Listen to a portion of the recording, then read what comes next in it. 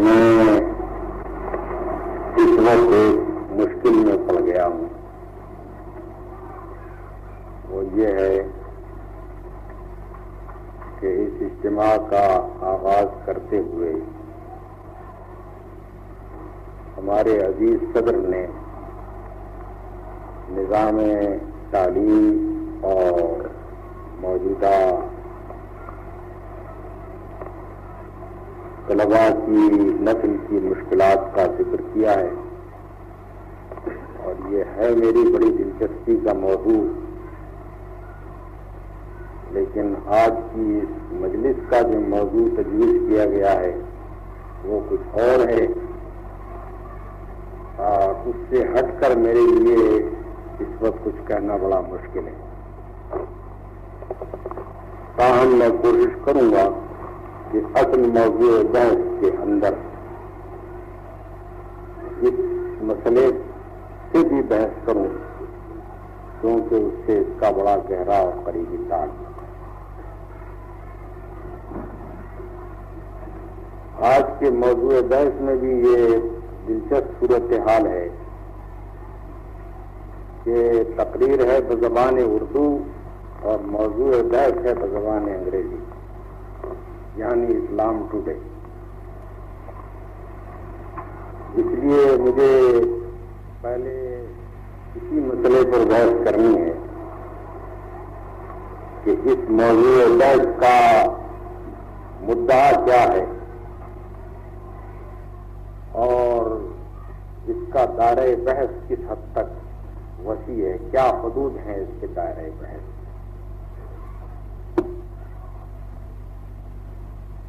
اسلام today اگر اپنے انگریزی سینس میں لیا جائے، انگریزی مفہوم میں جس میں اہل مغرب بولا کرتے ہیں، تو یہ قریب قریب مسلمان ٹوڈے کا ہم معنی ہے۔ اہل مغرب اسلام اور مسلمان میں ایسا گھپلا کرتے ہیں کہ جہاں مسلمان بولنا ہوتا ہے وہاں اسلام بولتے ہیں، جہاں اسلام بولنا ہوتا ہے وہاں مسلمان بولتے ہیں۔ تو پہلے تو اس غلط فہمی کو اپنے ذہن سے نکالیے کہ اسلام ٹوڈے کے معنی۔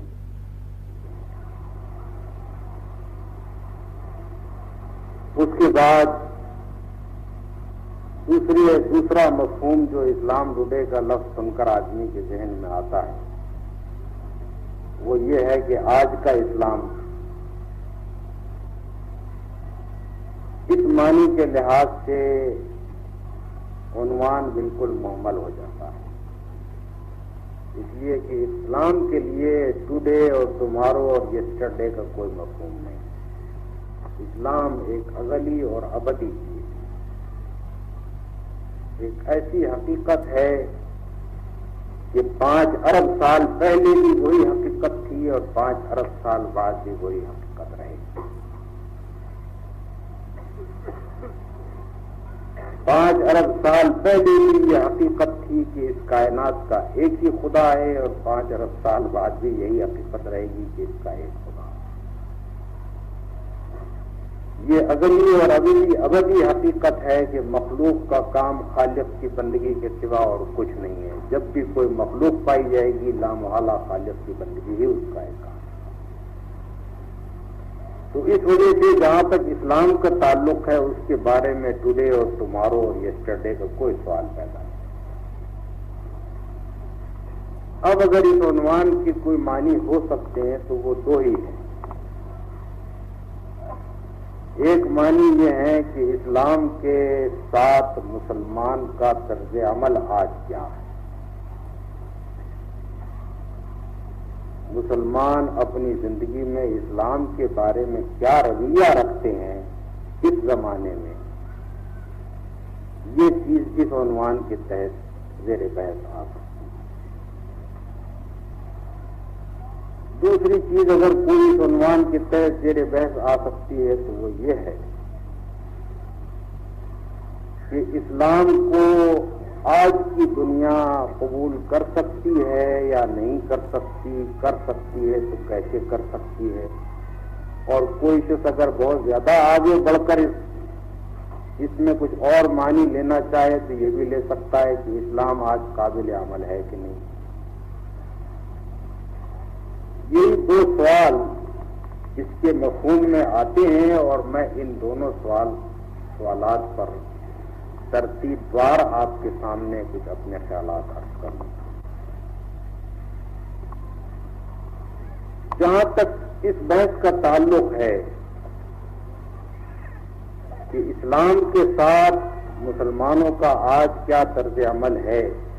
اور مسلمانوں کی زندگی میں اسلام کا کیا اثر پایا جاتا ہے اور کیا نہیں پایا جاتا،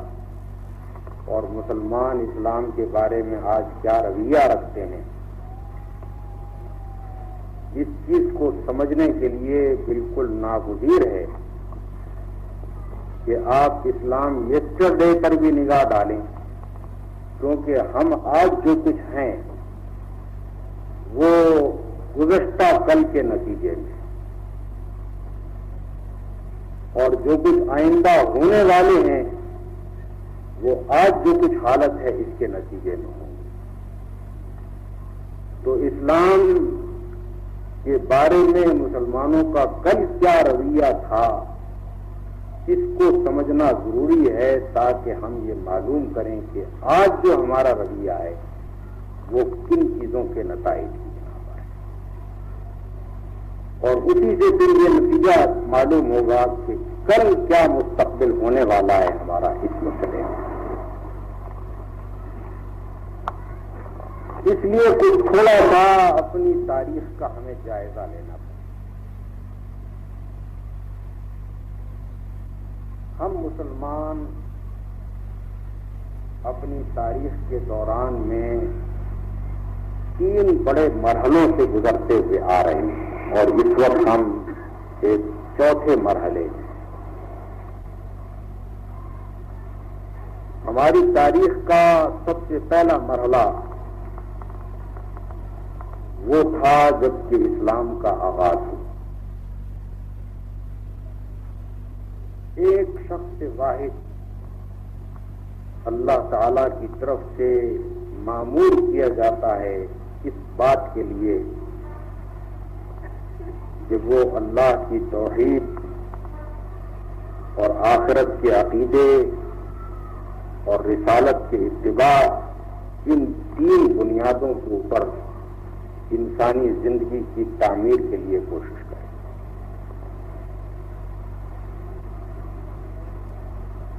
اس ایک فرد واحد نے 13 برس تک مکہ معظمہ میں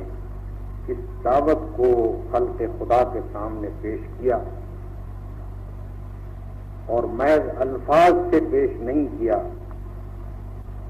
اپنی زندگی کے ایک ایک عمل سے، اپنی حرکات و سکنات سے، اپنے رویے سے، اپنے برتاؤ سے،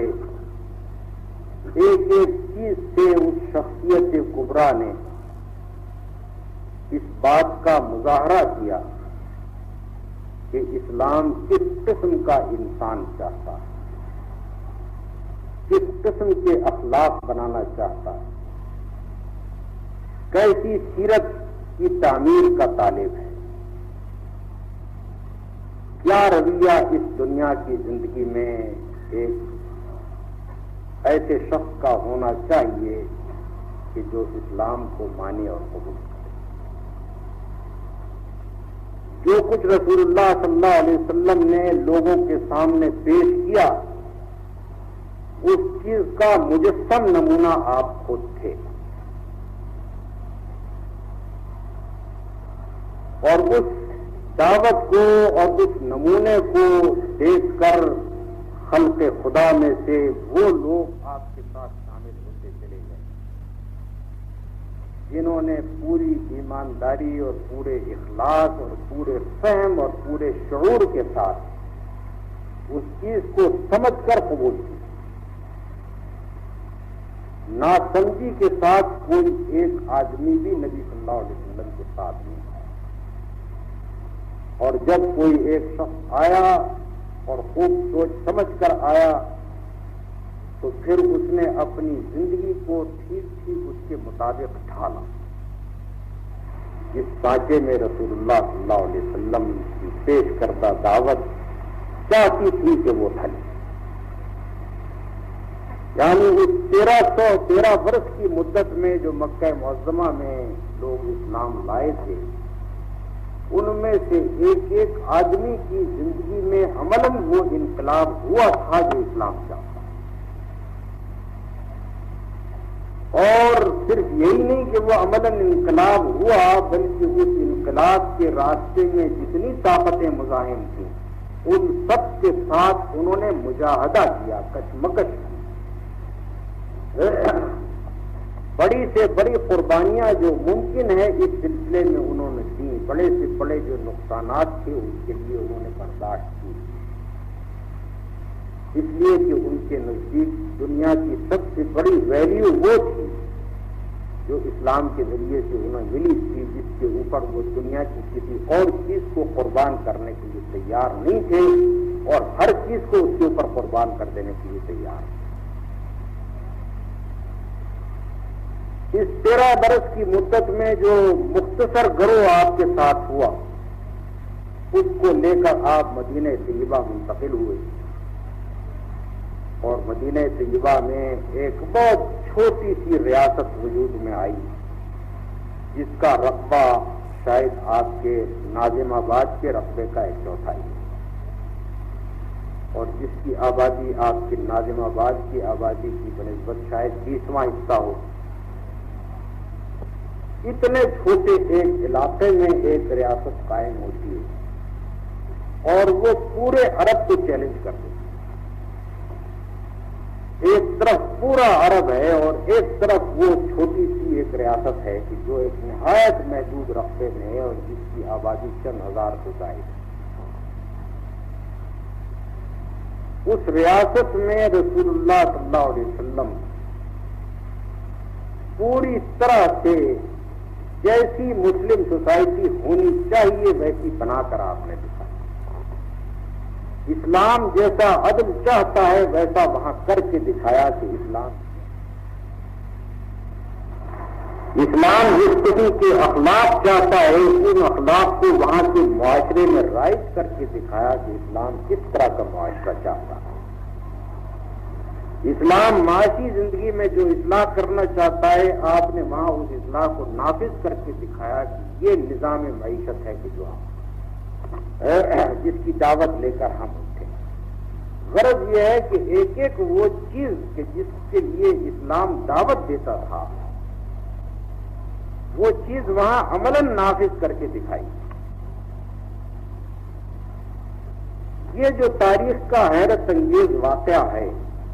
کہ 8 برس کی مدت میں یہ چھوٹی سی ریاست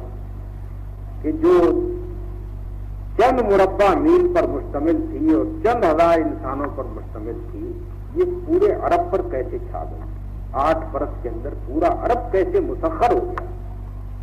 اور مسخر بھی اس طرح ہوا کہ تمام لڑائیاں جو اس ساری مدت میں ہوئی ہیں، جن کا بڑا شورا ہے اور ہمارے مستشرقین جن کا بڑا ڈھول پیٹتے ہیں کہ تلوار کے ذریعے سے اسلام پھیلایا گیا، تمام لڑائیاں جو اس ساری مدت میں ہوئی ہیں جن کی بدولت عرب مسخر ہوا، اس میں دونوں طرف کے مشکل سے 1400 آدمی مارے۔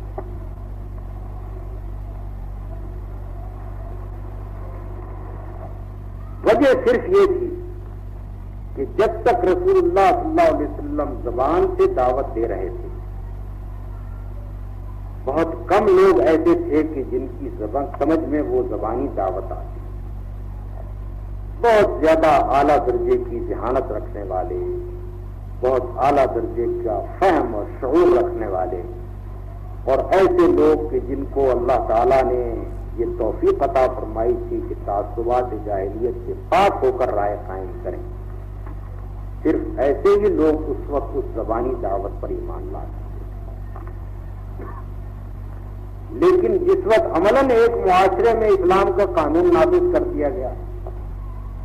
عملاً لوگوں نے دیکھا کہ یہاں کیسی عدالت ہوتی ہے، یہاں کس طرح اونچ نیچ برابر کی گئی ہے، یہاں کیسے مساوات قائم کی گئی ہے،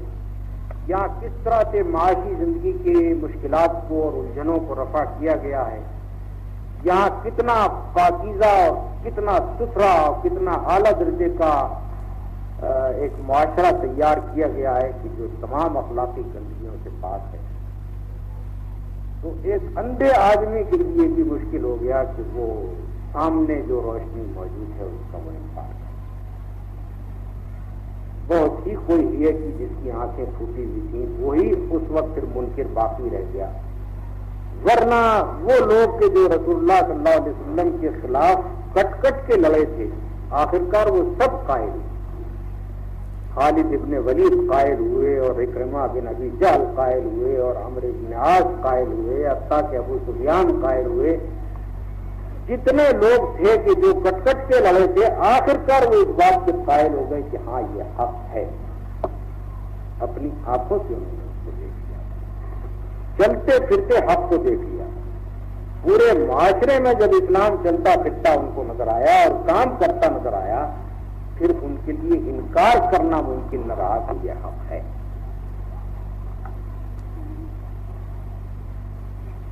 اس 8 برس کی مدت میں حاصل یہ ہوا کہ رسول اللہ صلی اللہ علیہ وسلم نے ایک پوری قوم کو جو ملک عرب میں بستی تھی، ایک پوری قوم کو اس بات کے اوپر آمادہ کر لیا کہ وہ نہ صرف یہ کہ اپنے معاشرے کی اور اپنی ریاست کی اور اپنے تمدن اور اپنی تہذیب کی بنا اسلام کے اوپر قائم کرے، بلکہ اسلام کے لیے جیے اور اسلام کے لیے مرے۔ یعنی ان کو اس حد تک آپ نے آمادہ کر لیا کہ دنیا میں خدا کا کلمہ بلند کرنے کے لیے وہ کھڑی ہو جائے اور ساری دنیا میں اس دعوت کی داعی بن کر علم بردار بنے اس دعوت۔ اس طرح سے ایک پوری قوم کی قوم ایسی تیار ہو گئی کہ جس کی ریاست خالص اسلامی تھی اور جس کی قومی زندگی کا نصب العین یہ تھا کہ دنیا میں اسلام کو قائم کیا، جس کی پوری ریاست کا منشا یہ تھا، جس کی ریاست کا مقصد وجود یہ تھا کہ وہ دنیا میں اسلام کی علم بردار بن کر اٹھے، اپنے نظام زندگی میں اس کو پوری طرح سے نافذ کرے اور دنیا کے سامنے اس کی دعوت پیش کرے۔ ایسی ایک قوم فراہم ہو جانے کے بعد خلافت راشدہ کے زمانے میں آپ جانتے ہیں کہ اسلام اس طرح سے پھیلا ہے کہ جس کے لیے انفجار، ایکسپلوژن کا لفظ استعمال کیا جاتا ہے، یعنی جیسے کہ کوئی بم پھٹا ہے اس طرح سے وہ دنیا میں پھیلنا شروع ہوا، اور تقریباً یوں سمجھیے کہ سندھ کے علاقے سے لے کر اور شمالی افریقہ تک دیکھتے دیکھتے اسلام پھیلتا چلا۔ آپ آج بھی جا کر دیکھ لیجئے کہ عرب کے لوگ کتنے کچھ تنومند ہیں، اب جا کر آپ دیکھ سکتے ہیں۔ عرب کی سرزمین میں کتنے کچھ ذرائع ہیں، آج پیٹرول نکل آنے کے بعد تو کچھ دولت ہو گئی ہے وہاں، لیکن پیٹرول کو ایک دفعہ خارج ذیل کر دیجئے اس کے بعد اب جا کر دیکھ لیجئے کہ کتنے ذرائع و وسائل عرب کی سرزمین میں پائے جاتے ہیں، کتنی کچھ تعداد ہے۔ اس وقت بھی ان کی جو مردم شماری تو خیر نہیں ہوئی، لیکن اس ملک میں چل پھر کر آپ بہت آسانی سے اندازہ کر سکتے ہیں کہ عربوں کی تعداد کتنی ہے۔ ان لوگوں کا اتنے بڑے رقبہ زمین کے اوپر حاوی ہو جانا اور اتنی بڑی بڑی سلطنتوں کے مقابلے میں ان کا کامیاب ہو جانا، یہ در حقیقت فوجی طاقت کا نتیجہ نہ تھا، اگرچہ فوجی طاقت کا بھی اس میں طاقت ہے، لیکن اصل چیز جس چیز نے مسخر کیا دنیا کو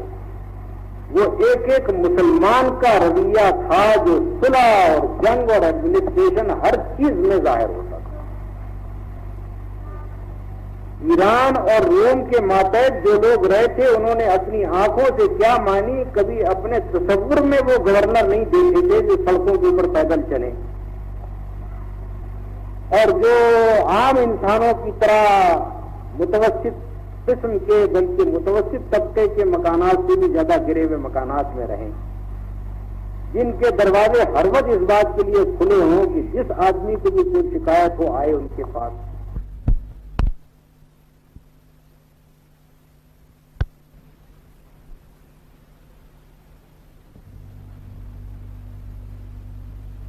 لیکن اصل چیز جس چیز نے مسخر کیا دنیا کو وہ ایک ایک مسلمان کا رویہ تھا جو صلح اور جنگ اور ایڈمنسٹریشن ہر چیز میں ظاہر ہوتا تھا. ایران اور روم کے ماتحت جو لوگ رہے تھے انہوں نے اپنی آنکھوں سے کیا مانی، کبھی اپنے تصور میں وہ گورنر نہیں دیکھے تھے جو سڑکوں کے اوپر پیدل چلے اور جو عام انسانوں کی طرح متوسط قسم کے بلکہ متوسط طبقے کے مکانات سے بھی زیادہ گرے ہوئے مکانات میں رہیں، جن کے دروازے ہر وقت اس بات کے لیے کھلے ہوں کہ جس آدمی کو بھی کوئی شکایت ہو آئے ان کے پاس، اور جس آدمی کو بھی کوئی تکلیف پہنچے وہ ان کا دامن تھام لے اور ان سے کہے کہ ہمیں یہ شکایت ہے، اس کو رفع کیجیے. انہوں نے کبھی خواب میں بھی ایسے گورنر نہیں دیکھے تھے، سوچ نہیں سکتے تھے کہ ایسے بھی دنیا میں گورنر ہو سکتے ہیں. لیکن جب اس مسلم معاشرے نے ان ممالک میں داخل ہو کر یہ گورنر پیش کیے تو آخر کتنے لوگ ایسے ہو سکتے تھے کہ وہ اندھے تعصب میں مبتلا ہو کر اس حق کو تسلیم نہ کرتے. ان لوگوں نے یہ نمونہ پیش کیا کہ ایک شہر میں فاتح کی حیثیت سے یہ داخل ہوتے ہیں اور دونوں طرف بالا خانوں کے اوپر بنی ٹھنی عورتیں کھڑی ہوئی ہیں ان کے لشکر کی گزرنے کا تماشا دیکھنے کے لیے، لیکن ایک سپاہی آنکھ اٹھا کر بالا خانے کی طرف نہیں دیکھتا. پوری فوج گزر جاتی ہے مگر فوج کو یہ پتہ نہیں ہے کہ عورتیں اوپر کھڑی ہیں. ان لوگوں نے جو کچھ دیکھا تھا اور صدیوں سے جو کچھ دیکھتے چلے آ رہے تھے ان کے باپ دادا، وہ یہ تھا کہ جب فاتح فوج کسی شہر میں داخل ہو تو اس شہر کی کسی ایک عورت کی عصمت بھی باقی نہ رہے. اور اب انہوں نے وہ عجیب و غریب فوج دیکھی کہ جو فاتح کی حیثیت سے داخل ہوتی ہے اور کسی کے اوپر ہاتھ نہیں ڈالتی. اس طریقے سے جو مسلمانوں نے ایک مسلمان قوم کا جو رویہ ہونا چاہیے اس چیز کا پوری طرح سے مظاہرہ کیا تو وہ دلوں کو مسخر کرتی چلی. تلواروں نے جتنا کام کیا ہے اس سے کئی ہزار گنا زیادہ کام مسلمانوں کے اخلاق میں، جبکہ وہ علم بردار تھے، جبکہ ان میں سے ایک ایک آدمی پورے شعور کے ساتھ اسلام کو سمجھ کر ایمان لایا تھا اور سمجھنے کے بعد پھر اس کے مطابق اس نے اپنا کیریکٹر بنایا.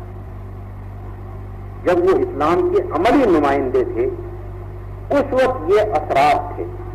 کہ دنیا کی کوئی طاقت ان کے مقابلے میں ٹھہر نہیں سکتی تھی. ان کی تلوار کی کاٹ سے پہلے ان کے اخلاق کی کاٹ لوگوں کے دلوں کے اندر اتر چکی ہے.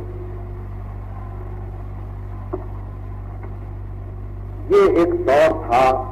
جو گزرا، یہ ہمارا پہلا مرحلہ. میں اس کی زیادہ تفصیلات نہیں بیان کرتا ہوں، صرف میں اشارتاً آپ کو بتاتا جا رہا ہوں کہ ایک ایک مرحلے میں جس سے ہم گزرے ہیں ہماری کیا کیفیت تھی اور اس مرحلے کے نتائج کیا ہیں. اگر آج آپ دیکھیں تو آپ کو معلوم ہوگا کہ اس مرحلے کا ٹھپا پوری طرح سے مسلمان قوم کے اوپر موجود ہے. آخر کیا وجہ ہے کہ ایک مسلمان خواہ کتنا ہی بگڑا ہوا ہو، کتنے ہی اس کے اخلاق خراب ہو چکے ہیں، لیکن اس کے سامنے اگر آئیڈیل کوئی ہے تو وہ سوسائٹی ہے جو محمد رسول اللہ صلی اللہ علیہ وسلم اور خلفائے راشدین کے زمانے میں. اس آئیڈیل کو وہ نہیں بھول سکتا. وہ گویا ایک آفتاب ہے کہ جو سامنے چمک رہا ہے اور وہ اس کی نگاہ سے کبھی اوجھل نہیں ہو سکتا. پھر آپ اس لحاظ سے بھی اس مرحلے کے ٹھپے کو آپ دیکھ سکتے ہیں کہ بعد میں مسلمان بڑی بڑی بگڑی ہوئی حالتوں سے گزرتے چلے آ رہے ہیں، لیکن جو زبردست حرکت اس وقت اسلامی تحریک کو ملی تھی رسول اللہ صلی اللہ علیہ وسلم اور آپ کے جانشینوں اور اس قوم کی جس نے آپ کی دعوت سے براہ راست اسلام قبول کیا تھا، ان کی تحریک کی بدولت جو ابتدائی حرکت ملی تھی وہ آج تک اپنا کام کرتی چلی جا رہی. دنیا میں آخر برابر اسلام پھیلتا چلا گیا ہے اور روئے زمین کا کوئی گوشہ ایسا نہیں رہا ہے کہ جس میں اسلام نہ پہنچا ہو۔ وہ ظاہر بات ہے کہ ہمارے عیاش عمرا کے موجود ہوتے ہوئے، ہمارے ظالموں کے موجود ہوتے ہوئے، ہمارے بدکاروں کے موجود ہوتے ہوئے اگر وہ پھیل رہا ہے تو ظاہر بات ہے کہ ان مسلمانوں کے نمونے کو دیکھ کر لوگ اسلام قبول نہیں کر رہے۔ لوگ یہ سمجھتے ہوئے قبول کر رہے ہیں کہ اصل اسلام وہ ہے جو محمد رسول اللہ صلی اللہ علیہ وسلم اور ان کے خلفاء کے زمانے میں تھا، اور وہ حق ہے اور ہم اسی کی پیروی کرنا چاہتے ہیں۔ اس کے معنی یہ ہے کہ وہ مرحلہ جو تھا ایسا نہیں ہے کہ اس کا ٹھپا بالکل ضائع ہو چکا ہو، اس کے اثرات ختم ہو چکے ہوں۔ نہیں، آج تک بھی جو اسلام کے اندر حرکت پائی جاتی ہے وہ ساری کی ساری اسی تحریک کے نتیجے میں پائی جاتی ہے۔ اس کے بعد دوسرے مرحلے کو لیجیے جو ہماری تاریخ میں گزرا۔ یہ دوسرا مرحلہ ہماری تاریخ میں اس طرح شروع ہوا کہ اسلام اتنی تیزی کے ساتھ دنیا میں پھیلا اور اتنی کثیر تعداد میں خلق خدا مسلمانوں کے اندر آئی کہ ابتدائی شعوری مسلمانوں کے لیے اتنی بڑی تعداد کی تعلیم و تربیت کا انتظام کرنا ممکن نہ تھا۔ باوجود اس کے کہ بہترین اخلاق اور بہترین کردار کے لوگ موجود تھے اور ان کی زندگیوں کو دیکھ کر، ان کے اخلاق اور ان کی سیرت اور ان کے اعمال کو دیکھ کر ہی لوگ اسلام کے معتقد ہو کر اسلام میں آ رہے تھے۔ یدخلون فی دین اللہ افواجا کا منظر لوگوں کی آنکھوں کے سامنے علانیہ تھا، لیکن اس کا امکان نہیں تھا کہ یہ لاکھوں کروڑوں آدمی جو اسلام کے اندر چلے آ رہے ہیں ان سب کی زندگی میں بھی ویسا ہی انقلاب کر دیا جائے جیسا کہ ابتدائی اسلام میں۔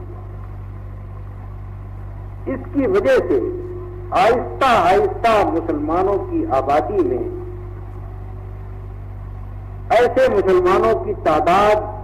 کم ہوتی چلی گئی نسبتاً، کہ جو پورے صحیح قسم کے مسلمان تھے، اسلام کو پوری طرح سمجھے ہوئے تھے اور ان کی زندگی ٹھیک اسلام کے مطابق، ایسے لوگوں کی تعداد نسبتاً کم ہوتی چلی گئی اور ان لوگوں کی تعداد روز بروز بڑھتی چلی گئی کہ جو اسلام کے معتقد ہو کر آئے تھے، ایمانداری سے اسلام انہوں نے قبول کیا تھا،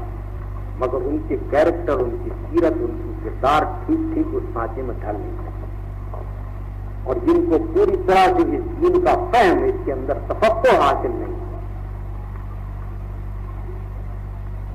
اس چیز کے نتیجے میں ایک انقلاب رونما ہوا، اور وہ انقلاب اس شکل میں رونما ہوا کہ خلافت کی جگہ ملوکیت میں تھی۔ خلافت کی جگہ ملوکیت میں کے لینے کے بہت سارے وجوہ بیان کیے جا سکتے ہیں، لیکن میرے نزدیک اصل وجہ یہی تھی کہ مسلم معاشرے میں سمجھے ہوئے مسلمان اور ایسے مسلمان کہ جو ٹھیک اسلام کے مطابق سیرت و کردار رکھتے ہیں، ان کی تعداد کم ہو گئی، اتنی کم ہو گئی تھی کہ وہ مؤثر طاقت استعمال نہیں کر سکتے، اور ایسے لوگوں کی جو اسلام کی پوری سمجھ نہیں رکھتے تھے اور اس کے مطابق پوری طرح سے سیرت و کردار نہیں رکھتے تھے، ان کی تعداد اتنی زیادہ ہو گئی کہ ان کی نادانی کے اثرات سے مسلم معاشرے کو نہیں بچایا جا سکتا، ان کی اخلاقی کمزوریوں کے اثرات سے مسلم معاشرہ محفوظ نہیں رکھا جا سکتا۔ اس چیز کے نتیجے میں خلافت کی جگہ ملوکیت، یہ مرحلہ کئی صدیوں تک ہماری تاریخ میں رہا ہے۔ میرے لیے ممکن نہیں ہے کہ اس تقریر میں اس مرحلے کے تمام اثرات اور اس کے اندر جو کار فرما عوامل تھے ان سب کا تفصیل سے آپ کے سامنے ذکر کروں، میں اس وقت صرف 4-5 بڑے بڑے اہم نتائج کو بیان کرتا ہوں جن کا ٹھپا ہمارے آج کے حالت کے اوپر ہے. ہمارا آج جو ہے وہ سب اس کے اندر اس کے اثرات پائے جاتے ہیں. اس ملوکیت کا سب سے پہلا اور بنیادی نقصان یہ ہوا کہ مسلم ملت کی لیڈرشپ 2 حصوں میں تقسیم ہو. رسول اللہ صلی اللہ علیہ وسلم اور خلفائے راشدین کے عہد میں مسلم ملت کی لیڈرشپ ایک مرکز میں جمع تھی، ہر قسم کی روحانی لیڈرشپ، اخلاقی لیڈرشپ، علمی اور فکری اور ذہنی لیڈرشپ اور سیاسی لیڈرشپ، یہ سب کچھ ایک جگہ تھی. ایک ہی جگہ سے مسلمانوں کے سیاسی معاملات بھی چلائے جا رہے تھے، مسلمانوں کی عدالت کا انتظام بھی ہو رہا تھا، مسلمانوں کی مملکت کا نظم و نسق بھی چلایا جا رہا تھا، مسلمانوں کی فوجیں بھی لڑائی جا رہی تھیں، اور وہی لیڈر جو یہ سارا کام کر رہے تھے وہی مسلمانوں کی اخلاقی رہنما تھی، وہی ان کے ذہنی رہنما تھی، وہی ان کے روحانی رہنما تھی. یہ پوری کی پوری لیڈرشپ یکجا تھی. اس دور ملوکیت کا دور جب آیا تو لیڈرشپ کے اندر اسپلٹ واقع ہوئی، متفرق ہو گئی، تشدد واقع ہوئی. اب جہاں تک کہ فرما رواؤں کا تعلق تھا وہ محض سیاسی لیڈر ہے، اور جہاں تک کہ مسلمانوں کی اخلاقی اور روحانی اور ذہنی لیڈرشپ کا تعلق تھا وہ فقہا اور صوفیہ کی طرف منتقل ہوا. فقیہ اور صوفی مسلمانوں کے روحانی اور اخلاقی اور ذہنی رہنما بنے، اور بادشاہ جو تھے وہ مسلمانوں کے سیاسی معاملات میں ان کے لیے. ان 2 قسم کی قیادتوں کی علیحدگی بجائے خود ایک فتنہ تھی، بجائے خود ایک مصیبت تھی کہ جس کے برے اثرات پڑنے ناگزیر تھے. اس پر مزید یہ صورت پیش آئی کہ سیاسی لیڈرشپ اپنی عین فطرت کے لحاظ سے اس چیز کا تقاضا کرتی ہے کہ وہ زندگی کے ہر معاملے میں دخل دے اور زندگی کے ہر معاملے پر اپنا سکہ جائے. علماء اور صوفیاء اور فقہاء کے لیے اس بات کو تسلیم کرنا کسی طرح ممکن نہیں تھا کہ وہ دین اور اخلاق کے نظام میں ان لوگوں کی ایسی مداخلت کو برداشت کریں کہ جس سے دین کی شکل بگڑ جائے، فقہ اسلامی کے اندر تغیر واقع ہو جائے، مسلمانوں کی اخلاقی ویلیوز تبدیل ہو جائیں. وہ بہرحال اس کے لیے تیار ہے. اور اس کا نتیجہ یہ ہوا کہ فقط یہی نہیں کہ یہ 2 قسم کی قیادتیں الگ ہو گئیں، بلکہ ان دونوں قسم کی قیادتوں کے درمیان تعاون کے بجائے کشمکش شروع ہو، جو آج کی پوری تاریخ میں نظر آتی. بہت کم بادشاہ ایسے گزرے ہیں، اور اس لحاظ سے میں داد دیتا ہوں کہ مسلمانوں کی تاریخ میں جتنے صالح بادشاہ گزرے ہیں دنیا کی تاریخ میں کہیں اور کسی اور قوم میں اتنے صالح بادشاہ نہیں گزرے. لیکن صالح افراد اس ملوکی نظام میں جو گزرے ہیں ان کو خراج تحسین ادا کرتے ہوئے میں یہ کہوں گا کہ مجموعی طور پر اس ملوکیت کے نظام کے کچھ لازمی اثرات و نتائج تھے جن سے ہم نہ بچ سکتے. اس کا نتیجہ یہ ہوا کہ حکومتیں اسلام کی علم برداری سے دستبردار ہیں. عملاً وہ اسلام کی علم بردار نہ رہی، ان کا کام ممالک فتح کرنا اور خراج وصول کرنا. آخر اسی کا نتیجہ ہے آج کی آپ جو اپنی تاریخ کو اپنی موجودہ حالت کو دیکھیے. آج آپ میں سے بہت سے لوگ ان علاقوں سے ہجرت کر کے یہاں آئے ہوئے ہیں جن علاقوں میں 800 برس تک مسلمانوں کی حکومت آئی. دہلی اور اس کے نواح کے علاقے، یہ مشرقی پنجاب کا علاقہ، یہ یو پی کا علاقہ، دکن کا علاقہ، یہ وہ علاقے جہاں صدیوں مسلمانوں کے ہاتھ میں حکومت رہی ہے، اگر ان یہ حکومتیں اسلام کی علم بردار ہوتی اور یہ اپنا نصب العین یہ سمجھتی کہ دنیا میں اسلام کو پھیلایا جائے، تو آج ان علاقوں سے آپ کے ہجرت کر کے یہاں آنے کی نوبت نہ آتی۔ آپ یہاں اس وجہ سے بیٹھے ہوئے ہیں کہ ان حکمرانوں نے بحیثیت مسلم حکمران کے اپنے فریضے کو انجام دیا۔ ایک اور نتیجہ اس کا یہ ہوا کہ اسلام جو کچھ بھی پھیلا وہ علماء اور صوفیاء کی کوششوں سے پھیلا، یا عام تاجر مسلمانوں کی کوششوں سے پھیلا۔ حکمرانوں کا نہ صرف یہ کہ اس کے پھیلنے میں دخل نہیں تھا، بلکہ حکمرانوں کا رویہ اس کے پھیلنے میں مانع تھا۔ حکمرانوں نے اپنے ظلم و ستم سے، اپنے جبر سے، اپنی زیادتیوں سے، اپنی عیاشیوں سے، اپنے برے اخلاق کے مظاہرات سے اسلام کے خلاف نفرتی پیدا کی، اسلام کے خلاف، اسلام کے حق میں رغبت پیدا کرنے والے تھے۔ ایسے بھی حکمران جو بلا شبہ صالح تھے، میں ان کو خراج تحسین ادا کرتا ہوں، لیکن بحیثیت مجموعی بادشاہی نظام نے کیا خدمت انجام دی اس کا ذکر کر رہا ہوں۔ اب جو کچھ بھی اسلام پھیلا علماء اور صوفیاء کی بدولت ہے، لیکن علماء اور صوفیاء بیچارے یہی تو کر سکتے تھے کہ لوگوں کو ہدایت بخشیں اپنے نیک اعمال سے، اپنے مواعظ سے، اپنی اعلیٰ درجے کی پاکیزہ زندگیوں سے، لیکن ان کے بس میں یہ تو نہیں تھا کہ وہ لاکھوں بندگان خدا جو اسلام قبول کریں ان سب کی تعلیم و تربیت کا بھی انتظام کریں۔ اگر ایک حکومت ایسی موجود ہوتی جو ان کے ساتھ اس معاملے میں تعاون کرتی کہ جن جن لوگوں کو وہ اسلام میں لاتے جائیں بڑے پیمانے پر وہ ان کی تعلیم و تربیت کا انتظام کریں، تو حالت بالکل دوسری ہوتی۔ لیکن یہاں یہ ہوا کہ ایک مرد خدا کی پاکیزہ زندگی اور اس کے پاکیزہ معاملات، اس کے اخلاق کو دیکھ کر لوگ معتقد ہوئے، انہوں نے آ کر کہا کہ ہمیں بھی اس دین میں داخل کر دیجیے جس کی بدولت یہ اخلاق اور یہ اعلیٰ درجے کی زندگی آپ کی ہے۔ انہوں نے اس کو کلمہ پڑھوا دیا، اس کا نام تبدیل کرا دیا، اس کو کچھ ضروری جو اسلامی زندگی کے قواعد ہیں وہ بتا دیے، اس سے زائد وہ بیچارے کیا کر سکتے۔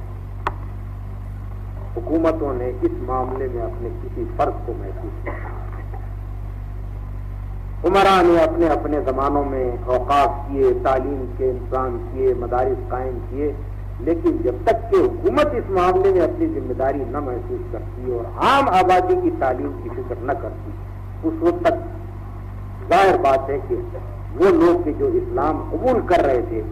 ان کو پوری طرح سے عملی مسلمان بننا، ان کو جاہلیت کی رسموں سے نکالنا یہ ممکن ہے۔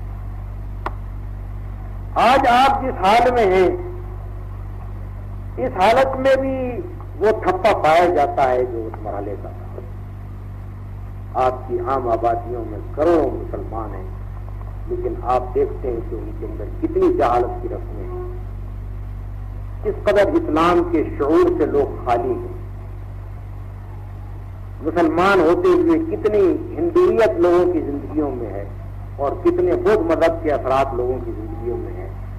اور کتنا کچھ انہوں نے مختلف جو اسلام سے قبل جو کچھ وہ تھے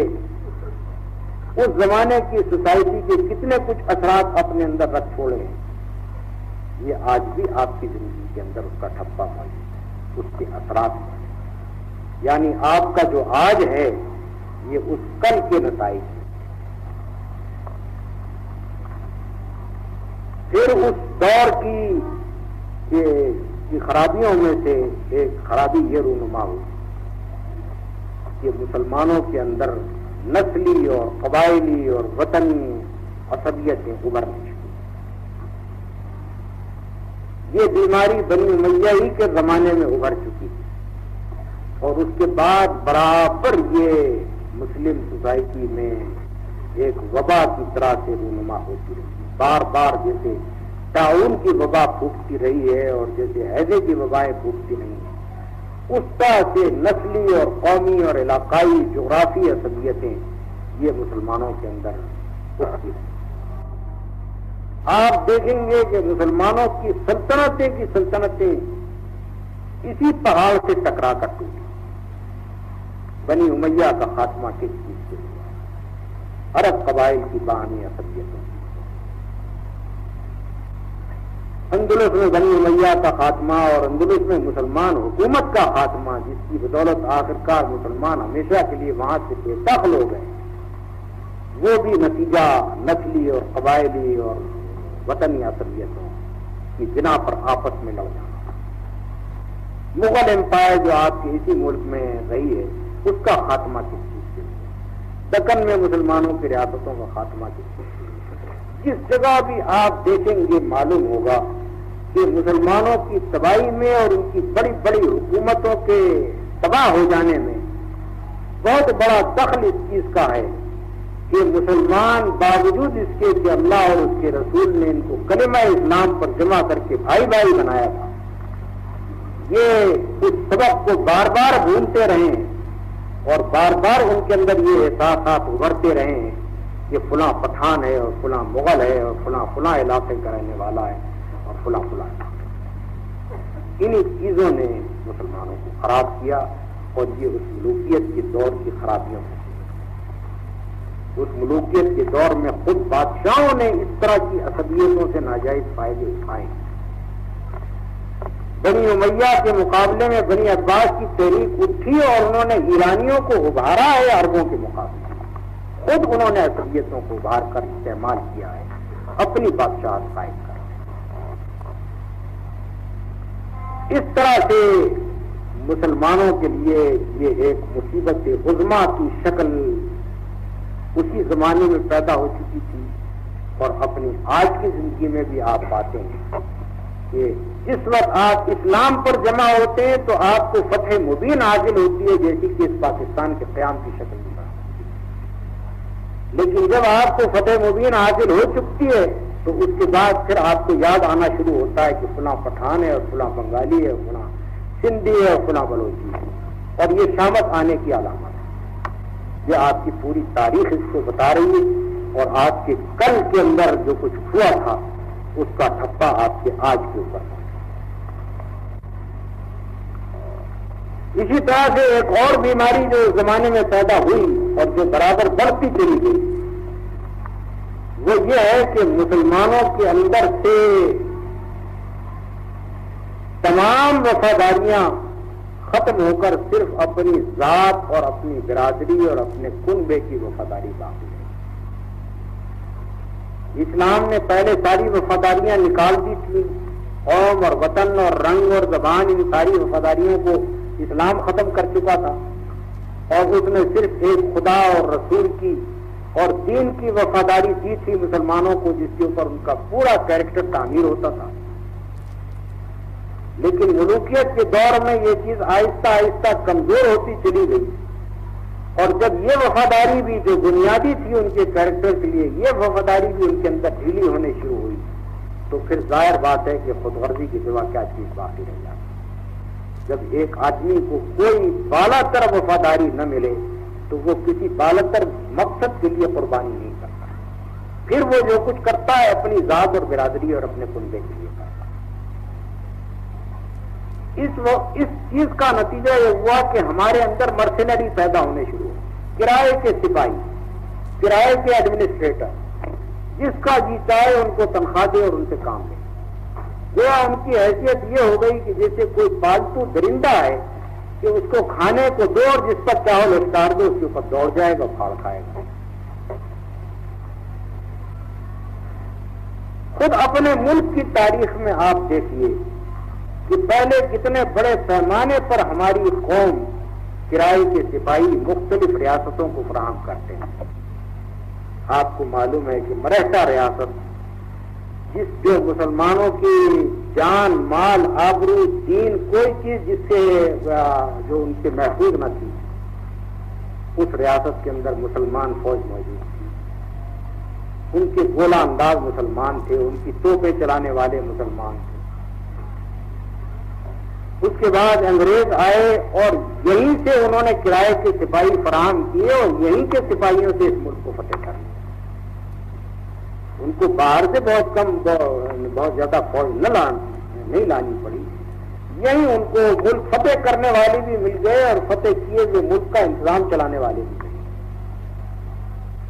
کسی کے اندر یہ احساس نہ تھا کہ ہم کس کے لیے کس ملک کو فتح کر رہے ہیں اور کس کے لیے کس ملک کا نظم و نسق چلانے کے لیے ہم تیار ہیں، کوئی احساس نہیں، اس لیے کہ ساری وفاداریاں ختم ہو چکی ہیں۔ ایک آخری وفاداری تھی اللہ اور رسول اور اس کے دین کی، اس کو بھی ختم کر دیا۔ آخرکار جو چیز باقی رہ گئی وہ صرف نفس کی وفاداری، اور نفس کی وفاداری آدمی کو مرسنری بنایا کرتی ہے۔ اس طرح سے آخر کار فلپائن سے لے کر موراکو تک تمام مسلمان ریاستیں ختم ہوتی چلی گئیں اور مغربی استعمار ان کے اوپر مسلط۔ اس مغربی استعمار کا آپ کے اوپر تسلط کوئی حادثہ نہیں ہے، کوئی اتفاقی واقعہ نہیں ہے، اس کے گہرے تاریخی اسباب۔ یہاں موقع نہیں کہ میں تمام تاریخی اسباب کا جائزہ لوں، میں ایک مختصر آپ کے سامنے نقشہ رکھ رہا ہوں کہ اس دوسرے مرحلے میں کیا اسباب تھے کہ جن کی بدولت آخر کار آپ تیسرے مرحلے میں داخل۔ اور وہ تیسرا مرحلہ یہ تھا کہ تمام مسلمان قومیں بلا استثناء مغربی استعمار کے مغلوب۔ ایک دو ریاستیں اگر باقی رہ بھی گئیں تو وہ مفتوح ہونے سے بدتر پوزیشن میں آ، اگر ترکی اور ایران بچے بھی یا افغانستان بچے بھی تو مفتوح ہونے سے بدتر پوزیشن میں۔ اب اس تیسرے مرحلے کو لیجئے کہ اس میں ہم کن حالات سے گزرے۔ اس کے متعلق بہت زیادہ تفصیل میں جانے کی اس لیے ضرورت نہیں کہ ابھی 15 ہی برس ہوئے ہیں اس مرحلے سے آپ کو نہیں، بہت ہی کم ایسے ہوں گے، بالکل چھوٹے ہی بچے جو ہیں وہ تو جانتے نہیں ہیں کہ اس سے پہلے کیا حالات ہیں، ورنہ جو لوگ جوان ہیں وہ قریب قریب سارے ہی اس زمانے کو دیکھتے۔ میں مختصر طور پر اس کے بارے میں بھی آپ سے عرض کروں کہ اس مرحلے میں مغربی استعمار نے تمام مسلمان ملکوں میں جو کچھ بھی ظلم و ستم مسلمانوں پر کیے، ان کی صنعتوں کو برباد کیا، ان کی تجارتوں کو برباد کیا، ان کی زرخیز زمینوں پہ قبضے کیے، ان کے اوقات کے اوپر قبضے کیے، ان کی جان مال آبرو عزت ہر ایک چیز پر دسترازیاں کی۔ لیکن میں کہتا ہوں کہ جتنے مظالم بھی کیے ان سب کی بنسبت سب سے بڑا ظلم جو انہوں نے ہمارے ساتھ کیا وہ یہ کہ ایک نیا تعلیم کا نظام لا کر ہمارے اوپر مقرر، ہمارے نظام تعلیم کو انہوں نے معطل کیا، اس کو بیکار کر کے ڈال دیا اور ایک نیا نظام تعلیم اپنا لا کر ہمارے اوپر مقرر۔ اس طریقے سے انہوں نے یہ کوشش کی کہ ہمارے اندر وہ نسلیں پیدا کی جائیں کہ جو اپنے آپ سے متنفر ہو، اپنے ٹریڈیشن سے بیگانہ ہو، اپنی تاریخ کو ذلت کی نگاہ سے دیکھیں، اپنی تہذیب کو یہ سمجھیں کہ وہ بالکل آؤٹ آف ڈیٹ ہے، وہ فرسودہ ہے، وہ اس قابل نہیں ہے کہ اس زمانے میں اسی کا ہے، اور ان کے دل و دماغ میں یہ بات بٹھائی جائے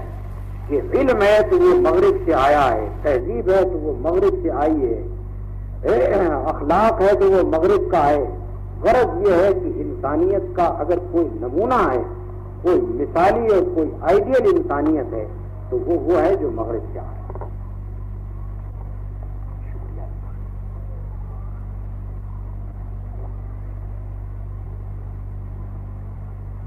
یہ سب سے بڑا ظلم تھا جو انہوں نے ہمارے ساتھ کیا۔ جو نظام تعلیم ہمیں اپنے دین سے واقف کرنے والا تھا اور ہمارا رشتہ ہماری روایات سے وابستہ کرنے والا تھا، جو ہمیں ہماری تہذیب سے وابستہ کرنے والا تھا، وہ نظام تعلیم معطل ہو گیا، مارکیٹ میں اس کی کوئی قیمت باقی نہ رہی۔ اس وجہ سے مسلمانوں میں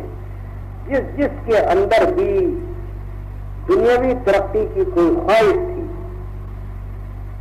وہ اس نظام تعلیم سے منہ موڑتا چلا. جو جاندار طبقے تھے ہمارے اندر، کھاتے پیتے طبقے تھے، جن کے اندر ذہانت پائی جاتی تھی، جن کے اندر لیڈرشپ کی صلاحیتیں پائی جاتی تھی، وہ سارے کے سارے حالات کی منطق سے مجبور ہو کر اس نظام تعلیم کی طرف گئے جو ہمیں ہمارے دین سے، ہماری تاریخ سے، ہماری تہذیب سے، ہر ایک چیز سے نہ صرف بیگانہ کرنے والا تھا بلکہ متنفر کرنے والا تھا، اور ہماری ہر چیز کو ہماری نگاہ میں حقیر کر دینے والا تھا، اور جو ہمارے دماغ کے اوپر مغربی افکار اور تصورات کو مسلط کرتا تھا. اس کے ساتھ انہوں نے یہ کیا کہ تمام ترقیات کہ جتنے امکانات تھے وہ سارے کے سارے صرف ان لوگوں کے لیے مخصوص کر دیے جو اس نظام تعلیم کی طرف جائیں. یعنی اگر دنیا میں پھلنا پھولنا چاہتے ہو، اگر دنیا میں جینا چاہتے ہو اور کوئی اپنی بھلائی کے خواہش مند ہو تو تمہارے لیے کوئی چارہ نہیں اس کے سوا کہ اپنے بچوں کو حوالے کرو ہمارے، تاکہ ہم تم کو تمہاری نسلوں کو تمہارے دین سے بیگانہ کریں. یہ کام انہوں نے بڑے پیمانے پر کیا، تمام مسلمان ملکوں میں کیا. مشرق سے لے کر مغرب تک جس جگہ جائیں گے انہوں نے اسی کارنامے کو انجام دیا، خواہ انگریز ہو، خواہ ڈچ ہو، خواہ بیلجین ہو، خواہ فرینچ ہو، خواہ جرمن ہو. غرض جس مسلمان ملک پر جو مغربی قوم بھی مسلط ہوئی، ہر جگہ اس نے اسی کام کو انجام. اس کے بعد اب جو لوگ کے اس نظام تعلیم سے فارغ ہو کر نکلنے والے تھے ان کو اپنے نظم و نسق میں اور ملک کی معاشی زندگی کے نظام میں جگہ دینے کے لیے جو عملاً پالیسی انہوں نے اختیار کی وہ یہ ہے کہ جو آدمی اسلام کے اثرات سے جتنا خالی ہو اتنے وہ زیادہ بلند مراتب پر پہنچ سکے. کوئی قاعدہ اور کوئی ضابطہ نہیں بنا ہوا تھا، کہیں لکھا ہوا نہیں تھا، کوئی رولز نہیں تھے کسی کتاب میں لکھے ہوئے، بس عملی رویہ یہ تھا. ایڈمنسٹریٹو پالیسی بحیثیت مجموعی یہ تھی کہ جتنا زیادہ اسلام کے اثرات سے خالی ہو اور جتنا زیادہ مغربیت کے اندر رگا ہوا ہو ترقی کے مواقع اتنے ہی اس کے لیے زیادہ. اس طرح سے آہستہ آہستہ انہوں نے بتدریج یہ کوشش کی کہ جہاں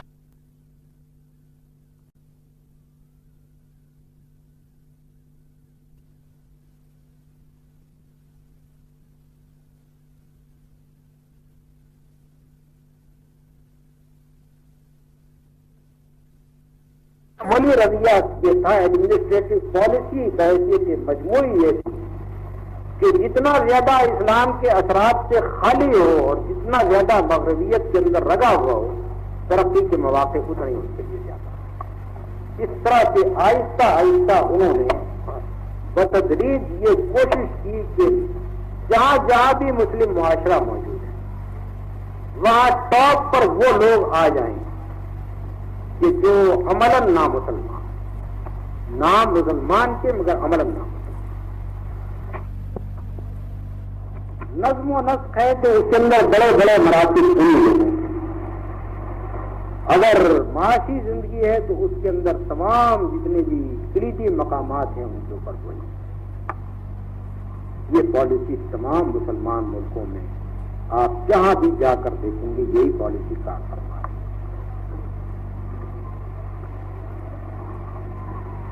جب مسلمان ملکوں میں آزادی کی تحریکیں اٹھنی شروع ہوئی اور مغربی لٹریچر کے، مغربی تاریخ کے مطالعے سے لوگوں کے اندر یہ جذبہ ابھرا تو حالات کی منطق ہی کا یہ تقاضا تھا کہ ان تحریکوں کے لیڈر وہ لوگ ہوں جو حکمراں قوم کی زبان بول سکتے ہیں، حکمراں قوم ان کی زبان سمجھ سکتی ہو اور وہ حکمراں قوم کی زبان سمجھ سکتے، جو حکمراں قوم کے مزاج سے واقف ہیں، جو اس بات کو جانتے ہوں کہ اس حکمراں قوم کے ساتھ معاملہ کیسے کرنا چاہیے. یہ حالات کی منطق کا تقاضا تھا کہ اسی طرح کے لوگ مسلمانوں کی آزادی کی تحریکوں کے لیڈر بنے، اس کے سوا مسلمانوں کے لیے کوئی چارہ کار نہ ہو۔ جو ان کے مذہبی مدارس کے نکلے ہوئے علماء تھے وہ اس موقع کے اوپر مسلمانوں کی لیڈرشپ کے لیے موضوع نہیں تھے، ممکن نہیں تھا کہ وہ ان کی لیڈرشپ کریں اور آزادی کی لڑائیاں لڑیں۔ لامحالہ مسلمانوں نے ایسے لوگوں کو آگے کیا اور ان کی رہنمائی میں انہوں نے کام کیا۔ تھرو آؤٹ آپ دیکھیں گے مشرق سے لے کر مغرب تک تمام مسلمان ملکوں میں آزادی کی تحریکوں کے لیے جو مسلمان لیڈر اٹھے، ہر جگہ انہوں نے مسلمانوں کے مذہبی جذبات کو اپیل کی، کیونکہ اس کے بغیر وہ ہر جگہ ان لیڈروں نے اٹھ کر مسلمانوں کو دین کے نام پر پکارا ہے اور کہا ہے کہ یہ اسلام اور کفر کی جنگ ہے جو ہم لڑ رہے ہیں، اور اس کے اندر تم اپنی جانیں دو اور اپنے مال قربان کرو اور اپنی محنتیں صرف کرو تاکہ اسلام قائم۔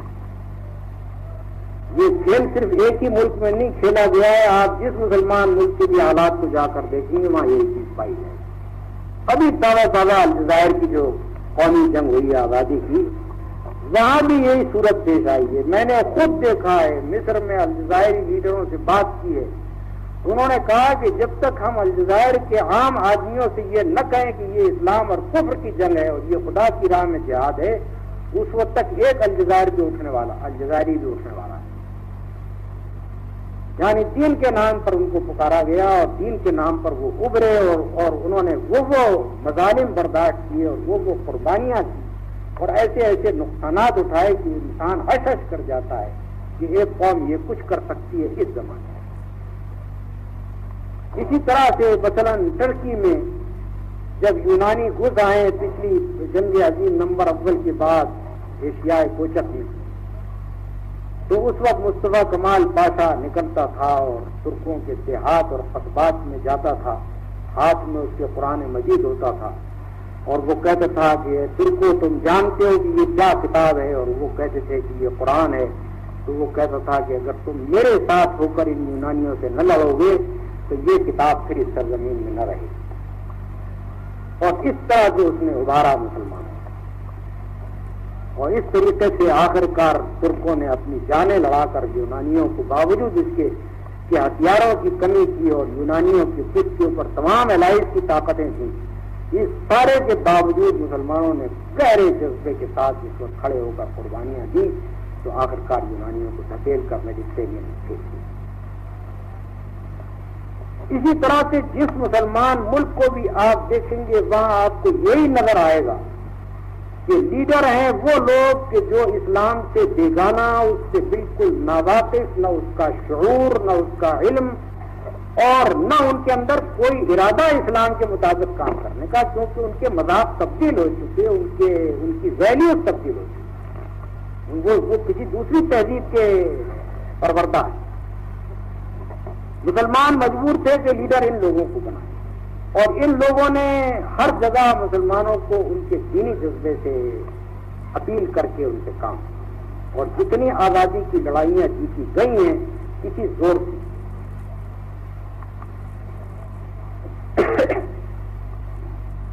اس طرح سے یہ تیسرا مرحلہ ختم ہوا، اور اب ہم چوتھے مرحلے میں، یعنی تمام مسلمان ملک بیک وقت آزاد، تھوڑے تھوڑے ختم سے تمام مسلمان ملک آزاد۔ اس چوتھے مرحلے میں پوزیشن یہ ہے کہ ہر جگہ حکمرانی اور معاشی زندگی کی باغیں ان لوگوں کے ہاتھ میں ہیں کہ جو دین کے شعور سے خالی، دین کے فہم سے عاری،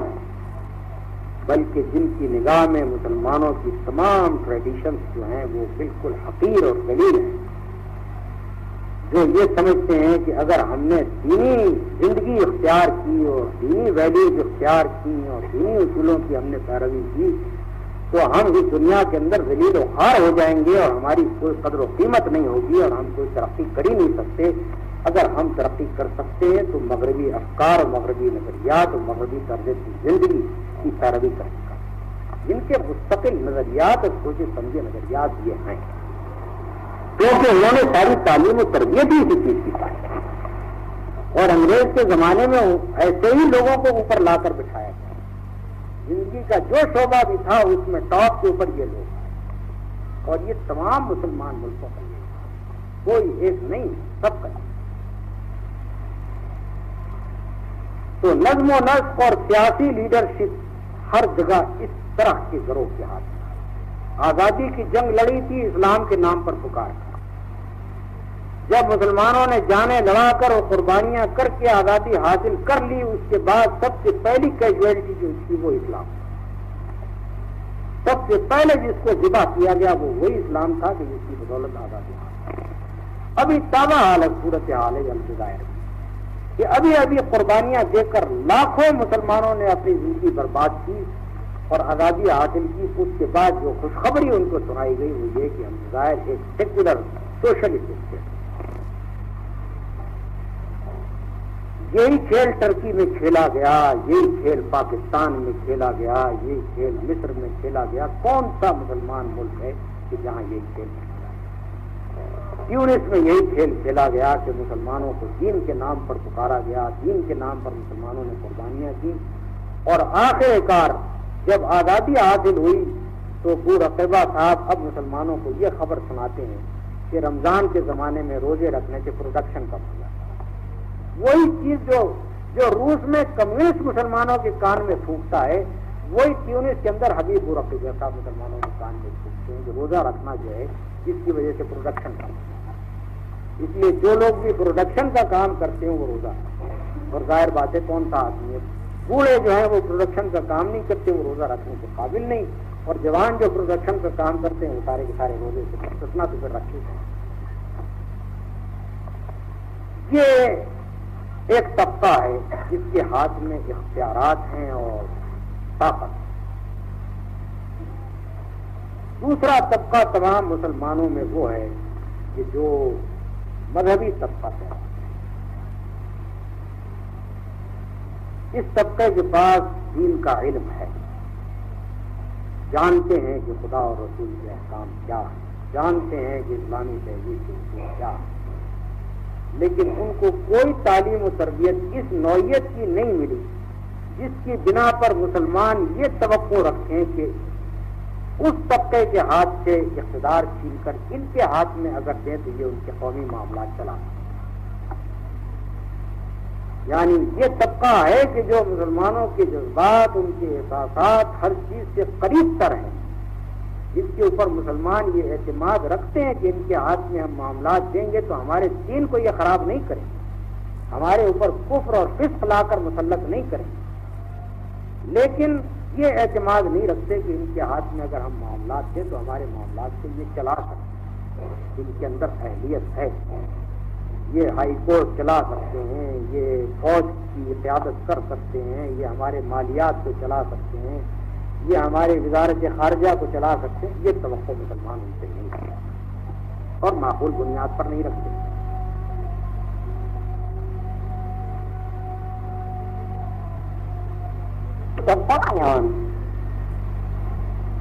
عام قوم ہے، یہ کروڑوں مسلمان جو ہیں یہ ان دو طبقوں کے درمیان حیران و پریشان ہے۔ عام مسلمانوں کے اندر دین سے جہل ہے، عادتیں بگڑی ہوئی ہیں، اخلاق کمزور ہیں، لیکن وہ جو میں نے آپ سے عرض کیا تھا کہ اسلام کے آغاز میں جو ایک غیر معمولی طاقت کے ساتھ جو تحریک اسلام کو ملی تھی، اس کے اثرات بدستور آج تک چل رہے ہیں۔ کتنا ہی بگڑے سے بگڑا مسلمان ہو، آپ اس سے جا کر پوچھ لیجئے کہ شراب کو تو کیا سمجھتا ہے، حرام ہے کہ حلال؟ کیسا ہی بگڑا ہوا آدمی ہو، یہ نہیں کہے گا کہ شراب حلال ہے۔ اس سے پوچھئے کہ زنا کے متعلق تیری کیا رائے ہے، اس سے پوچھئے کہ جوئے کے متعلق تو کیا سمجھتا ہے، اس سے پوچھئے کہ رشوت کو تو کیا سمجھتا ہے۔ غرض ایک ایک چیز آپ اس سے پوچھتے جائیے، آپ کو معلوم ہو جائے گا کہ اس کی ویلیوز بالکل نہیں تبدیل ہوئی، عادتیں اس کی بگڑ گئی، اخلاق اس کے خراب ہو گئے، اس کے اخلاق کا دیوالہ نکل چکا ہے، لیکن اس کی ویلیوز تبدیل نہیں ہوئی۔ وہ تو ماں کے دودھ کے ساتھ اس کو وہ ویلیوز ملی، وہ اس کی رگ رگ میں اتری ہوئی۔ ایک عام مسلمان کو پکڑ کر پوچھئے، اس سے پوچھئے کہ بھائی اگر کوئی عورت آ کر اسٹیج کے اوپر نیم برہنہ لباس میں ناچے، یہ اسلامی تہذیب ہے؟ کبھی نہیں کہے گا کہ یہ اسلامی ہے، کسی طرح اس کے ذہن سے میں یہ بات آ ہی نہیں سکتی، اس کے دماغ میں یہ اتر نہیں سکتی یہ بات کہ یہ اسلامی تہذیب۔ کیوں؟ اس وجہ سے کہ وہ اتنا تو جانتا ہے، اسلام کا ایک خلاصہ جو اس کے ذہن میں ہے وہ موجود ہے، وہ جاہل ہے، اس بیچارے نے قرآن بھی نہیں پڑھا سمجھ کر، وہ بیچارہ حدیث سے بھی ناواقف ہے، لیکن آخر صدیوں سے اسلامی تہذیب کے متعلق جو تصورات متوارث چلے آ رہے ہیں اس کے اثرات کہاں نکل جائیں۔ اب یہ عام مسلمان کی حالت یہ ہے کہ وہ اسلام کا ایک خلاصہ اس کے ذہن، اور ادھر سے ادھر تک تمام مسلمان ملکوں میں آپ چلے جائیے، ہر جگہ عوام کا یہی حال، پاکستان ہو، ترکی ہو، ایران ہو،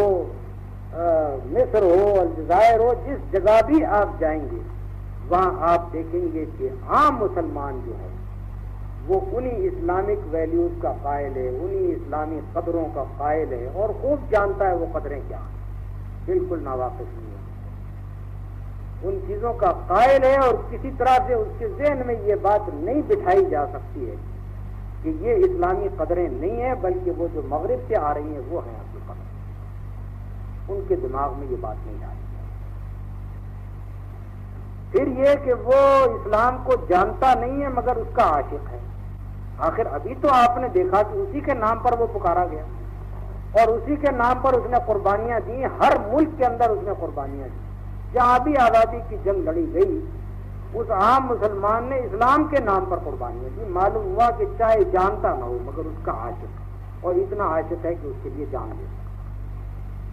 اس کو اگر ابھارا جا سکتا ہے تو اسلام کے نام پر ابھارا جا سکتا ہے، کسی دوسرے نام پر آپ اس کو نہیں ابھار سکتے۔ وہ اگر جان دے سکتا ہے تو اس اطمینان کی بنا پر دے سکتا ہے کہ میں یہ خدا کی راہ میں جان دے رہا ہوں، جنت میں جاؤں۔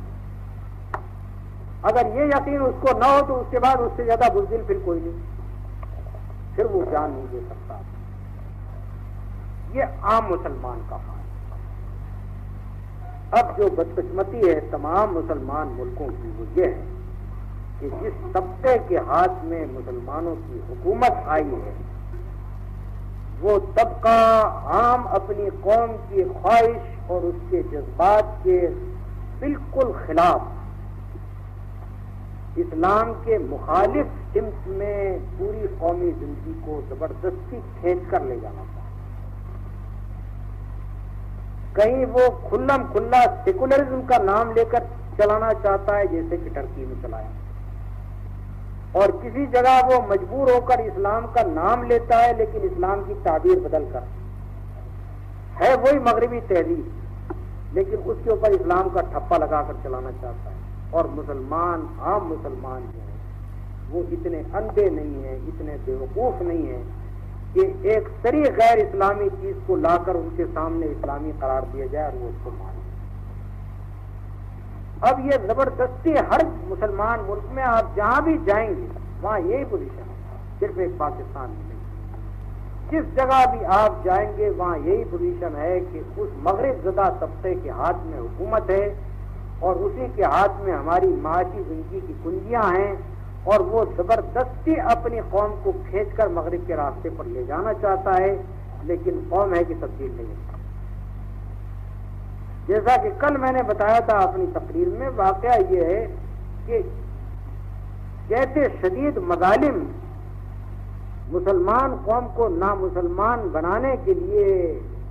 روس میں کیے گئے یا ترکی میں کیے گئے، آپ اس ملک میں رہتے ہوئے ان کا تصور نہیں کرتے۔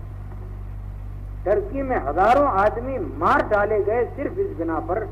کہ وہ ٹوپی تبدیل کرنے کے لیے تیار ہیں، یہ بھی گویا کوئی بہت بڑی ریفارم تھی کہ لوگ کسی طرح سے اپنی ٹوپی تبدیل کر، اور ملک کے اندر موجود نہیں تھی تو یورپ کے مختلف ملکوں سے ردی کیا ہوا مال درآمد کیا گیا اس غرض کے لیے کہ لوگوں کو وہ ٹوپ فراہم کر کے دیا۔ یہ گویا بہت عظیم الشان ریفارم تھی یہاں کی، اور یہ ریفارم تلوار کے زور سے، بندوق اور پستول کے زور سے کی جا رہی ہے۔ اس ریفارم کی خاطر مارشل لا نافذ کیا گیا تھا۔ یہ تمام ظلم و ستم کیے گئے، لیکن آج بھی آپ جا کر دیکھ لیجئے عام ترک ویسا ہی مسلمان ہے جیسا تھا، کوئی اس کے اندر رد و بدل واقع نہیں۔ یعنی یہ لوگ اپنی قوم کو کنورٹ نہیں کر سکتے، اس کو نامسلمان نہیں بنا سکتے، اس کے اندر کفر نہیں اتار سکتے، سارا زور اپنا لگا لیں۔ اب جو کچھ پوزیشن ہے وہ یہ ہے کہ قوم جدھر جانا چاہتی ہے حکومت اس کو ادھر لے جانے دینا نہیں چاہتی، اور حکومت جدھر جانا چاہتی ہے قوم ادھر جانا نہیں چاہتی۔ ایک مستقل کشمکش ہے جو تمام مسلمانوں کے،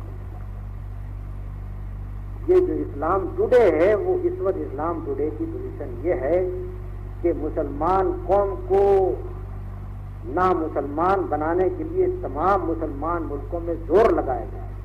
نظام تعلیم ایسا نافذ کیا جا رہا ہے کہ ان کے اندر سے اسلامی قدروں کو نکال دیا جائے، ان کے اخلاق کا تزکیہ ناش کر دیا جائے، ان کو ایسی تربیت دی جا رہی ہے، عوام الناس کے اندر وہ کلچر پھیلانے کی کوشش کی جا رہی ہے کہ جس سے وہ جو ان کے ریس ہے اخلاق ہیں وہ بھی برباد ہو جائیں، ان کے اندر تمام عیوب جو مغربی تہذیب کے ہیں وہ لا کر زبردستی نافذ کیے جائیں۔ ان ساری چیزوں کا حاصل اگر کچھ ہو سکتا ہے تو وہ صرف یہ ہے کہ مسلمانوں کی سیرت روز بروز بودی ہوتی چلی جائے اور وہ ایک کیریکٹر لیس قوم بن کے رہے۔ یہ تو ہو سکتا ہے، لیکن یہ نہیں ہو سکتا کہ وہ کفر کو سیدھی طرح سے اسلام مان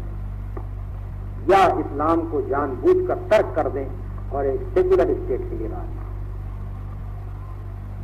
اب اس کا خمیازہ مسلمان ملک کیا بھگت رہے ہیں، اس کا اندازہ آپ اس سے کیجئے کہ تمام مسلمان ملکوں کی رفتار ترقی رکی، تمام مسلمان ملکوں کو آپ ادھر سے ادھر اٹھا کر دیکھ لیجئے، کسی میدان میں کوئی خاص ترقی نہیں کرتا۔ ترکی کو باقاعدہ سن 1924 سے وہ گویا ایک آزاد ریاست کی حیثیت سے ہے، لیکن ذرا جا کر دیکھیے کتنی انڈسٹری ہے، کتنی ٹریڈ ہے، جتنی مدت ترکی کو ملی ہے اتنی مدت جاپان کو ملی تھی، اور وہ کہاں سے کہاں پہنچا۔ ذرا ترکی کو دیکھ لیجئے کہ اس نے کتنی ترقی، اس لیے کہ وہاں تو اصل جنگ گھر کے اندر چھڑی ہوئی۔ حکومت قوم کو نامسلمان بنانا چاہتی ہے، قوم نامسلمان ہونا نہیں چاہتی، وہ اسلام کی طرف جانا چاہتی ہے۔ نتیجہ یہ ہے کہ ایک مستقل کشمکش ہے جو حکومت اور قوم کے درمیان برپا، کوئی ترقی کا قدم آگے نہیں بڑھا، اور اب حالت یہ یہاں تک پہنچ گئی ہے کہ خود ان کی فوج تک میں پھوٹ پڑ گئی، 6000 آفیسر فوج سے اب تک نکالے جائیں۔ ایسا ہی حال دوسرے مسلمان ملکوں کا ہے۔ جس جگہ بھی خوب اچھی طرح یاد رکھیے کہ جس جگہ بھی قوم کے ضمیر اور حکومت کی پالیسی میں تضاد ہوگا، بلکہ کشمکش ہوگی اور تصادم ہوگا، اس جگہ کوئی ترقی ممکن نہیں۔ ایک قدم بھی ایسی قوم ترقی کے راستے میں آگے نہیں بڑھا سکتی ہے، کوئی طاقت اس کے اندر پیدا نہیں ہو سکتی، کیونکہ ہر وقت قوم کے ضمیر اور حکومت کی پالیسی میں تصادم برپا ہے۔ اگر کوئی حکومت طاقتور ہو سکتی ہے تو اسی وقت ہو سکتی ہے جبکہ قوم کا ضمیر اور حکومت کی پالیسی ایک دوسرے کے مطابق ہو۔ جو پالیسی حکومت بنائے وہ عین قوم کی ضمیر اور اس کی خواہشات اور اس کے جذبات کے اور اس کے جینیس کے مطابق ہو، اور جس وقت وہ پالیسی بن جائے تو ساری قوم مل کر اپنی جان لڑا دے اس کو کامیاب کرے، تب ایک ترقی کرنے والی قوم پیدا ہوتی ہے۔ ایسی حالت میں ترقی نہیں ہو سکتی جبکہ قوم جدھر جانا چاہتی ہے حکومت اس کو ادھر جانے نہیں دینا چاہتی، اور حکومت جس طرح قوم کو لے جانا چاہتی ہے قوم ادھر جانا نہیں چاہتی۔ اگر فرض کیجئے کہ ایسی قوم بغاوت نہ بھی کرے تب بھی اس کا عدم تعاون خود تباہ کن ہے۔ اس کا نارضامند ہونا بجائے خود تباہ ہے۔ اب یہ لوگ جو یہ کام کر رہے ہیں، واقعہ یہ ہے کہ بجز خود غرضی کے اس کا محرک اور کوئی نہیں۔ جانتے ہیں کہ ہماری قوم مسلمان ہے، خود ان کا اپنا تجربہ ہے کہ اسلام کے نام پر یہ اٹھی اور اس نے قربانیاں دی، اور اسی اسلام کے نام پر اس کا اٹھنا یہی سبب بنا ہمارے ملک کی آزادی اور ہماری حکومت کے قیام کا۔ اس لیے اس بات سے ناواقف نہیں ہے کہ اس قوم کا اسلام سے کیا تعلق ہے، لیکن چونکہ خود اپنا اور اپنے بال بچوں کا انہوں نے مستقبل وابستہ کر رکھا ہے مغربی تہذیب کے ساتھ، اپنے آپ کو غرق کر چکے ہیں مغربی تہذیب، اپنی عادتوں کو ڈھال چکے ہیں اس کے اندر، اس وجہ سے ان کی خود غرضی اس امر میں مانے ہے کہ وہ قوم کے رنگ میں ہو۔ ان کے یہاں شرط یہ ہے کہ اقتدار تو بہرحال رہنا ہے ہمارے ہاتھ میں، اور ہم ہونا نہیں چاہتے مسلمان، اس لیے لامحالہ قوم کو نامسلمان ہونا چاہیے۔ یہ کلیہ ہے کہ جس کے اوپر وہ کام کر رہے ہیں۔ یہ ہے جناب اسلام ٹوڈے۔ اب میں آپ سے مختصر طور پر یہ عرض کروں گا کہ اس ٹوڈے کے بعد ٹمارو کیا ہونا ہے۔ تمام مسلمان قوموں کا مستقبل بالکل منحصر ہے اس بات کے اوپر کہ آخر کار یہاں اسلام کے بارے میں کیا رویہ اختیار کیا جاتا ہے۔ اگر یہ صورتحال جاری رہی جو اس وقت ہے مسلمان ملکوں میں، یہ منافقانہ طرز عمل اسلام کے بارے میں جاری رہا، یا یہ معاندانہ طرز عمل جاری رہا، میرا خیال یہ ہے کہ مسلمان قومیں زیادہ دیر تک اپنی آزادی کو برقرار نہیں رکھ سکتی، پھر دوبارہ ایک مرتبہ غلام ہوں گی اور پہلے سے زیادہ بری طرح سے پیچھی جائیں گی اور ذلیل ہوں گی۔ یہ میں آپ کے سامنے وضاحت کے ساتھ کہہ رہا ہوں۔ البتہ اگر اب بھی ان لوگوں کو عقل آ جائے جو مسلمان قوموں کے معاملات چلا رہے ہیں، یا مسلمان ملکوں میں صحیح قسم کی جمہوریت قائم ہو جائے اور مسلمان قوموں کو یہ موقع مل جائے کہ اپنی مرضی کے آدمیوں کو منتخب کر کے ان کے ہاتھ میں اقتدار سونپیں، اور یہاں اسلام کے منشا کے مطابق، اسلام کی تہذیب اور اس کے اصولوں کے مطابق نظام حکومت اور نظام معاشرت اور نظام تعلیم رائج کیا جائے، تو میرا خیال یہ ہے کہ بہت جلدی مسلمان قومیں بہت بڑی طاقت حاصل کریں۔ نہ صرف یہ کہ طاقت حاصل کریں گی،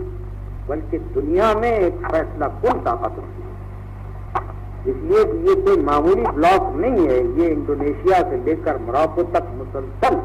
مسلمان قوموں کا اتنا بڑا بلاک، جس کے پاس اتنے ذرائع اور اتنے وسائل ہیں اور جس کی اتنی آبادی ہے، یہ سارا کا سارا اگر کہیں متحد ہے اسلام کے اوپر اور اسلام کے اصولوں کے اوپر کام کرے، دنیا کی کون سی طاقت ہے کہ جس کو کام اٹھائے۔ اب دوسرا سوال جو میں نے آپ کے سامنے چھیڑا تھا، اگر کہ وقت کم ہے مگر اس کا جواب بھی چند الفاظ میں دوں گا۔ دوسرا سوال یہ تھا کہ اسلام اس زمانے میں آیا دنیا میں غالب آ سکتا ہے یا نہیں، دنیا کی قومیں اس کو قبول کر سکتی ہیں یا نہیں کر سکتی ہیں تو کیسے،